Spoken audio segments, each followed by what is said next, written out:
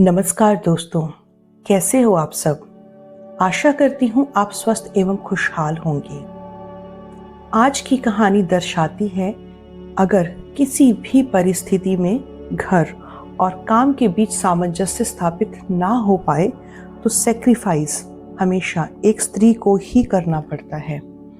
चाहे उस पर कोई जबरदस्ती ना की जाए और ना ही कोई विरोध, लेकिन यह सामंजस्य स्थापित करने का सारी जिम्मेदारी केवल और केवल एक स्त्री पर होती है। यह कहानी उन सब स्त्रियों की है जो सहज अपनी मर्जी और अपने फैसले से अपनी इच्छा, अपनी रुचि, कैरियर, योग्यता और प्रतिभा की खुशी खुशी बलि दे देती हैं परिवार के लिए, चाहे कारण कोई भी हो। बच्चों की पढ़ाई, सास ससुर की देखभाल या फिर पति की नई नौकरी। एक स्वतंत्र व्यक्तित्व की स्त्री, उसकी कुछ करने की इच्छा, विदुषी अध्यापिका के रूप में उसकी पहचान, सभी कुछ पति की नई नौकरी के हिसाब से बदल जाता है। वह न केवल अपनी पसंदीदा नौकरी छोड़ देती है, बल्कि अपने रुचि रुझान से लेकर अपनी जीवनचर्या तक को बदल देती है, मानो पति की नहीं, उसकी अपनी नौकरी बदल गई हो। इससे पहले कि आप कहानी में खो चैनल को सब्सक्राइब कर लीजिए। चलिए शुरू करते हैं आज की कहानी। आज की कहानी है नई नौकरी, जिसे लिखा है मनु भंडारी जी ने। टाई की नॉट ठीक करते समय कुंदन आदेश देता जा रहा था, सोफे का कपड़ा कम पड़ गया है, तुम खुद जाकर दे देना। इनके जिम्मे कर दिया तो समझो सब चौपट। और हाँ, दरवाजे खिड़कियों का वार्निश आज पूरा हो जाना चाहिए। ध्यान रखना, प्लम्बर आएगा तो जहां जहां के नल और पाइप खराब हो सब ठीक करवा लेना। रमा पीछे खड़ी आईने के सामने पड़ते कुंदन के प्रतिबिंब को देख रही थी। उसे लग रहा था नई नौकरी के साथ कुंदन की सारी पर्सनैलिटी ही नहीं, बात करने का लहजा तक बदल गया है। कितना आत्मविश्वास आ गया है उसके व्यक्तित्व में। रौब वो तो जैसे टपक पड़ता है, होठों के कोनों में चुरुट दबाए। जाने से पहले इसने सारे घर का एक चक्कर लगाया। यह भी रोज का एक क्रम हो गया था। पीछे के बरामदे में दर्जी सोफे के कवर की सिलाई कर रहा था। कुछ दूर खड़ा मिस्त्री छोटे छोटे टिन्स में वार्निश तैयार करता लड़के को कुछ आदेश दे रहा था। कुंदन को देखकर उसने सलाम ठोका। मियां, आज तुम्हारा काम पूरा हो ही जाना चाहिए, सबसे स्लो तुम्हारा काम ही चल रहा है। काम भी तो देखिए सरकार, चाहे 1-2 दिन समय ज्यादा लग जाए, पर आपको शिकायत का मौका नहीं दूंगा। साहब, काम की क्वालिटी पर पूरा ध्यान होता है हमारा। अच्छा। कुंदन लौट आया। ड्राइंग रूम के पार्टीशन पर नजर पड़ते ही कहा, इंटीरियर डेकोरेटर्स वालों के यहाँ फोन जरूर कर देना, यह पार्टीशन बिल्कुल नहीं चलेगा। क्या डिजाइन बताया था और क्या बनवा दिया इसने। कुंदन गाड़ी में बैठा। रमा पोर्टिको की सबसे निचली सीढ़ी पर खड़ी थी। उसे लगा जाने से पहले कुंदन एक बार फिर सारे आदेशों को दोहराएगा, पर नहीं। गाड़ी स्टार्ट करके खिड़की से जरा सा हाथ निकालकर हल्के से हिलाते हुए कहा, अच्छा बाय। तब इसे ख्याल आया कि यह आदत तो रमा की थी कि गाड़ी में बैठकर चलने से पहले वह नौकर के सामने बताए हुए सारे काम फिर से दोहरा दिया करती थी। तब कुंदन हंसता हुआ कहता था, बस भी करो, अब कितनी बार दोहराओगी। तुम इतनी बार कहती हो, इसी से वह गड़बड़ा जाता है। गाड़ी लाल बजरी की सड़क पर तैरती हुई फाटक से बाहर निकली और दूर होती अदृश्य हो गई। रमा को लगा जैसे कुंदन उसे पीछे छोड़कर आगे निकल गया है, बहुत आगे, जैसे वह अकेली रह गई है। 1 महीने पहले वह भी कुंदन के साथ ही निकला करती थी। कुंदन उसे कॉलेज छोड़ता हुआ ऑफिस जाया करता था। पर अकेलेपन की यह अनुभूति तभी तक रहती जब तक वह पोर्टिको में खड़ी रहती। जैसे ही फ्लैट का दरवाजा खोलकर भीतर घुसती, लद-कद फर्नीचर, शीशे के दरवाजे, खिड़कियों पर झूलते लंबे लंबे पर्दे, बिस्तरों की खटपट, नए नए डिस्टेम्पर और वार्निश की हल्की सी गंध के बीच में ना जाने कहाँ डूब जाती। काम की एक लंबी लिस्ट उसके पास होती जिन्हें उसे पूरा करना होता। काम करते मिस्त्रियों को देखना होता, मार्केट के एक दो चक्कर लगाने होते और यह सब करते करते पता नहीं कब शाम हो जाती। ट्रिंग ट्रिंग ट्रिंग ट्रिंग। फोन उठाकर उसने बोला, कौन? मिसेस बर्मन? कहिए कहिए, क्या खबर है? दूसरी तरफ मिसेस बर्मन शिकायत कर रही थी। कॉलेज छोड़े 1 महीना होने आया है, एक बार भी सूरत तक नहीं दिखाई मैडम आपने? अरे नहीं नहीं, रमा ने बात बीच में ही काट दी। उसने थोड़ा सा झुककर अपनी कोहनी मेज पर टिका ली। उल्टे हाथ में पेंसिल लेकर वह फोन का संदेशा लिखने के लिए जो पैड पड़ा था उस पर यूं ही आड़ी तिरछी लकीरें खींचने लगी। आज लंच के समय आ जाओ ना, साथ बैठकर खाना खाएंगे और खूब गप्पे मारेंगे। तुम्हारे चले जाने से हमारा तो डिपार्टमेंट भी सूना हो गया है। लंच के समय तो तुम्हें बहुत ही मिस करते हैं, और एक तुम हो कि जाने के बाद एक बार भी खबर तक नहीं ली हम लोगों की। क्या बताऊं, इस नए घर को ठीक कराने के चक्कर में इतनी व्यस्त रही कि उधर आ ही नहीं सकी। अच्छा यह बताइए, सुधा, मालती, जयंती सब कैसी हैं?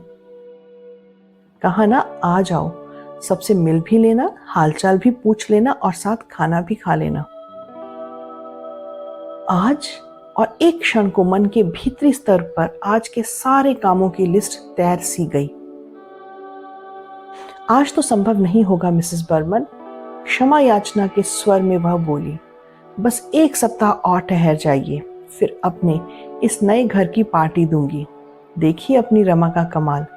देखेंगी तब समझेंगी कि 1 महीने तक क्या करती रही। फिर 2-4 इधर उधर की बातें और हल्की फुल्की सी मजाक हुई और रमा ने फोन रख दिया। फोन रखने के बाद नए सिरे से इस बात का बोध हुआ कि कॉलेज छोड़े उसे 28 दिन हो गए हैं। जाना तो दूर, उसे कभी ख्याल भी नहीं आया वहां का।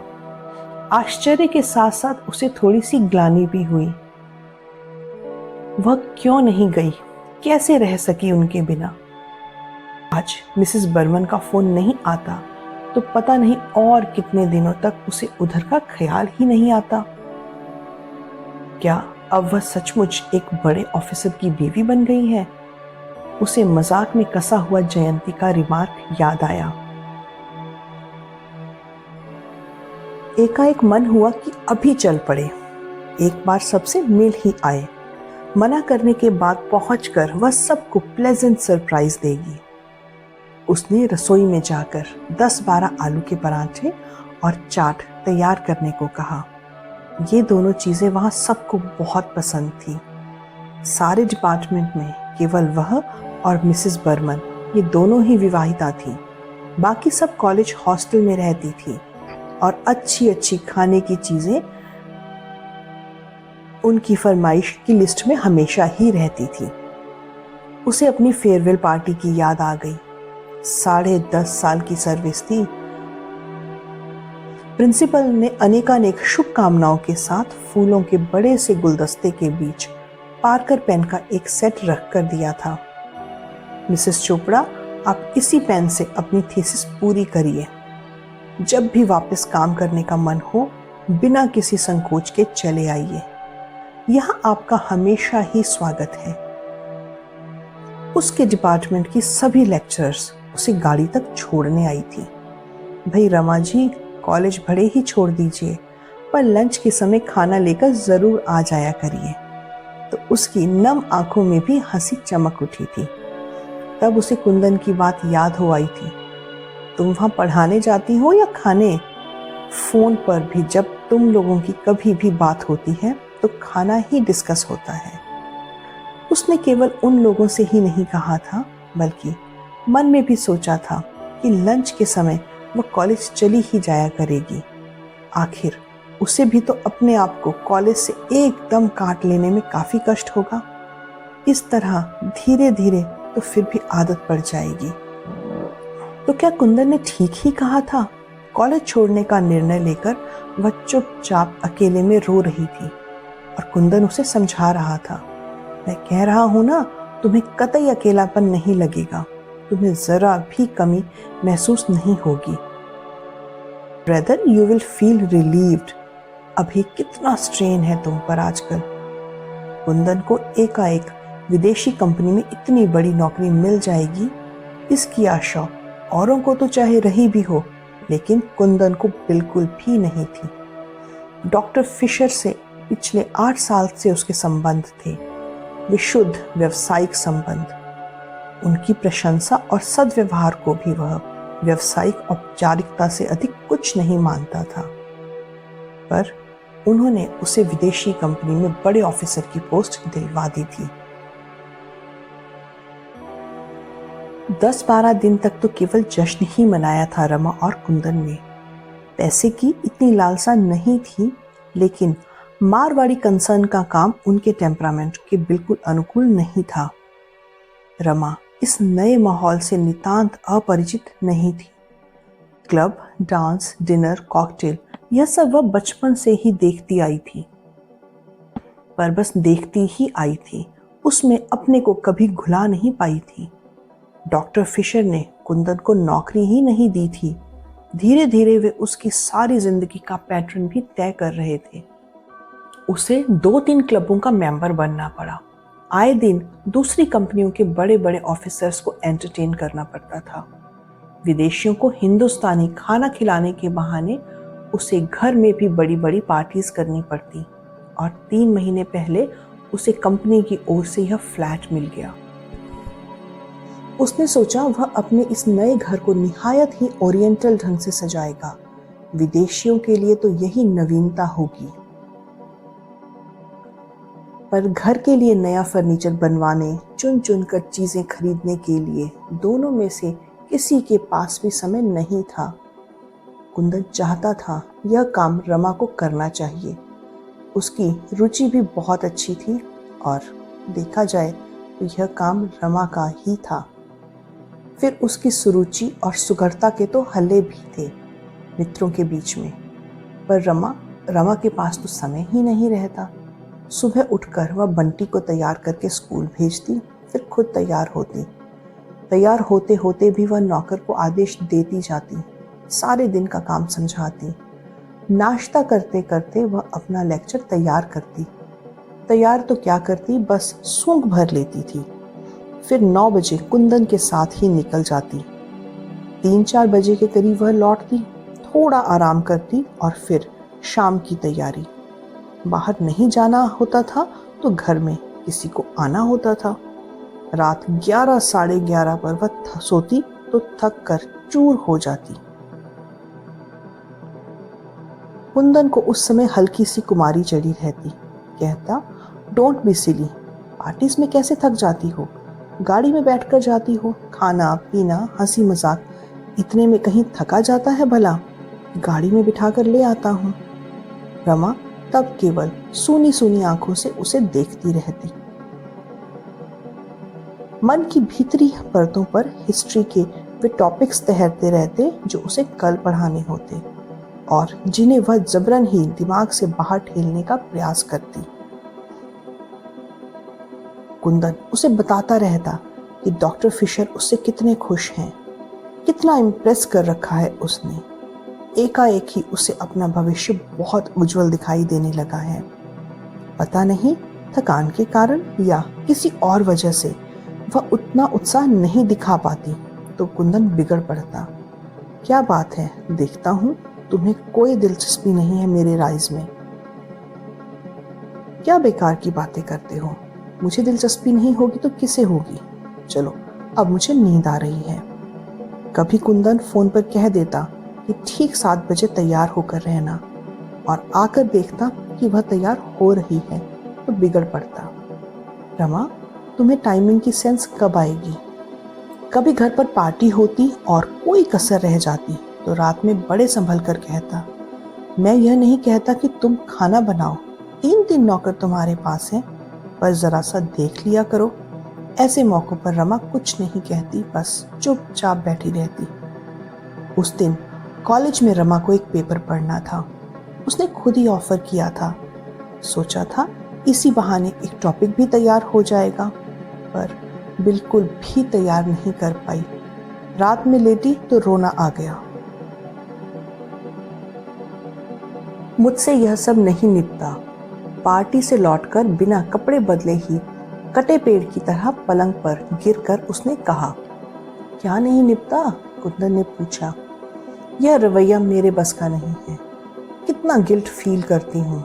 बिना तैयारी किए पढ़ाना, लगता है लड़कियों को चीट कर रही हूँ।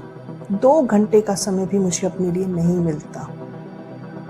कुंदन सोच रहा था कि रात में रमा के साथ वह एक एक कमरे को अरेंज करने की योजना बनाएगा। कलर स्कीम के लिए उसने जेनसन निकलसन वालों से बात भी की थी। रमा की बात सुनी तो चुप ही रह गया। बंटी का रिपोर्ट कार्ड देखा है? हमेशा फर्स्ट आया करता था, इस बार 7th आया है। बगल में लेटकर रमा के सिर पर हाथ फेरते हुए बहुत प्यार भरे लहजे में कुंदन ने कहा, तुम उसे पढ़ाया करो। कब पढ़ाया करो? तुम ही बताओ। शाम को 5 से 7 बजे का जो समय मिलता है उसमें वह खेलने जाता है। तो तुम ही बताओ मैं क्या करूं? कुंदन ने बहुत ही मुलायम स्वर में पूछा। कल मुझे एक पेपर पढ़ना है। 15 दिन पहले टॉपिक मिला था, एक लाइन भी अभी तक नहीं लिख पाई हूँ। अब कोई झूठा बहाना ही बनाना पड़ेगा। 10 साल पूरे हुए, 6 से 8 महीने में अपनी थीसिस सबमिट कर देती तो मेरा सिलेक्शन ग्रेड में आना निश्चित ही था। पर अब तो ऐसी हालत हो रही है कि एक पेपर तक तैयार नहीं कर पा रही हूँ। और रमा रो पड़ी। दूसरी तरफ दूर कहीं कुंदन के कानों में डॉक्टर फिशर के शब्द गूंज रहे थे। जनवरी में जर्मनी से डायरेक्टर्स आने वाले हैं। हमें यहाँ का सारा काम दिखाना होगा। एक नया प्लांट स्टार्ट करने की भी योजना है।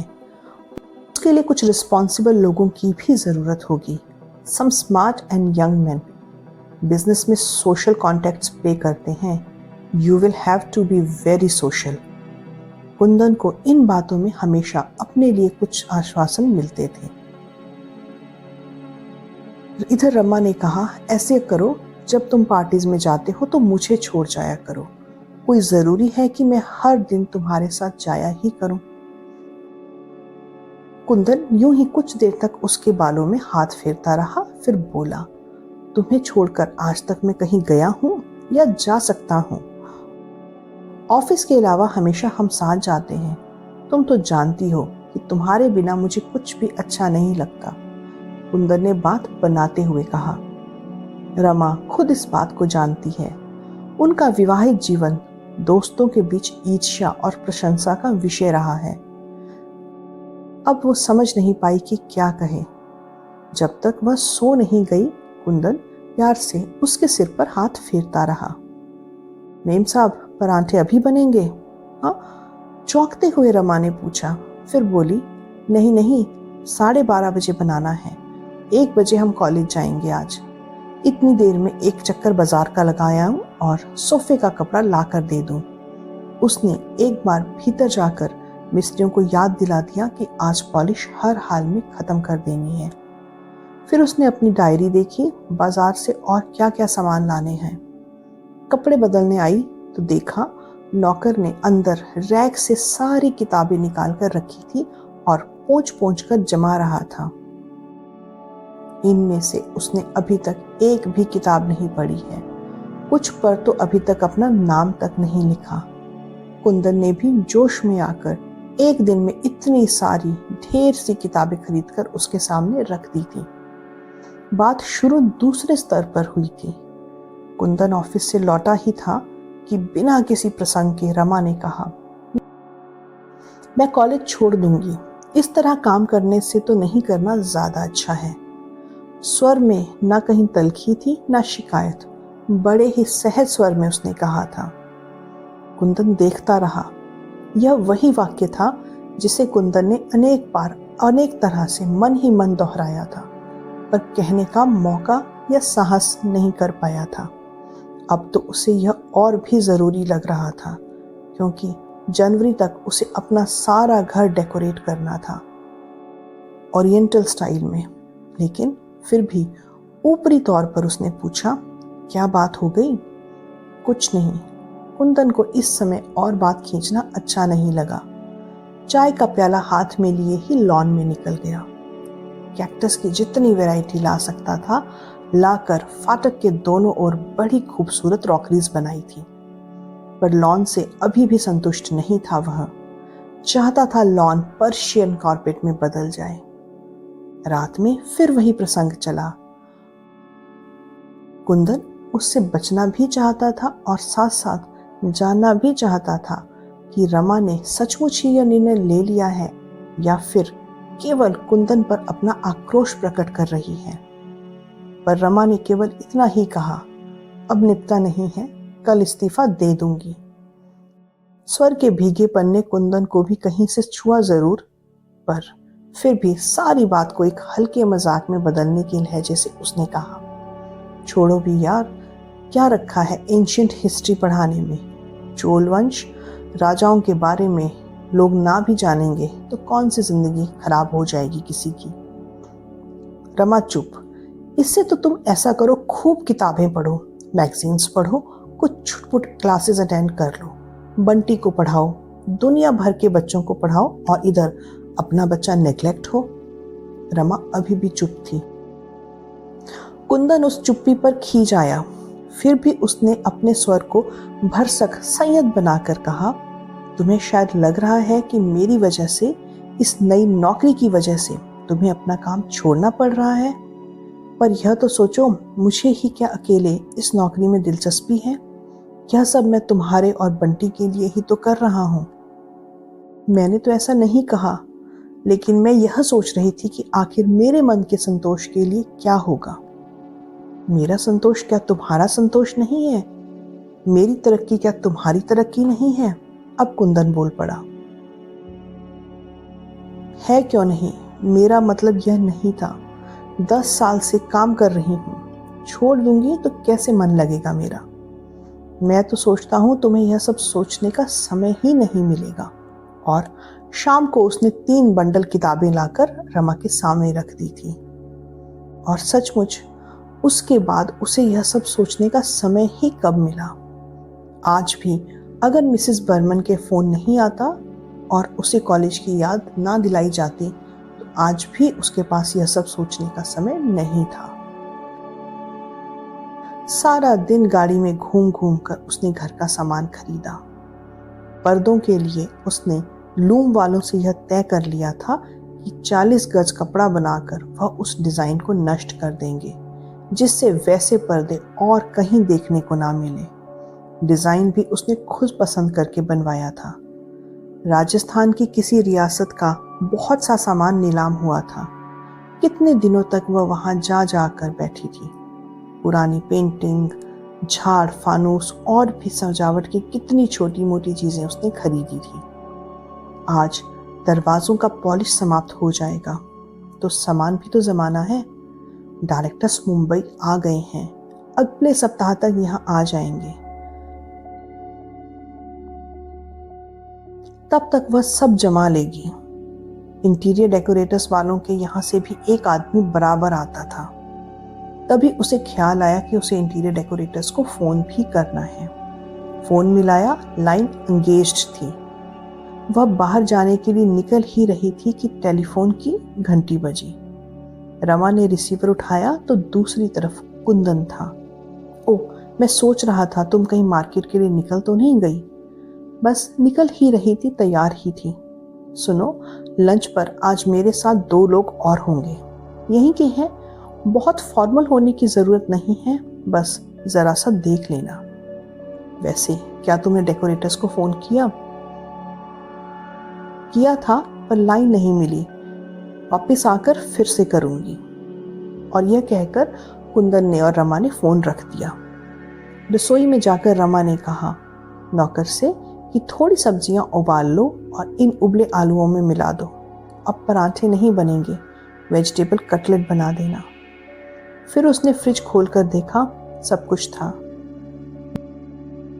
जब वह कॉलेज जाती थी तो कुंदन का लंच ऑफिस जाता था, पर आजकल वह लंच के लिए घर ही आता है। 1 तारीख लंच के लिए कुंदन आया।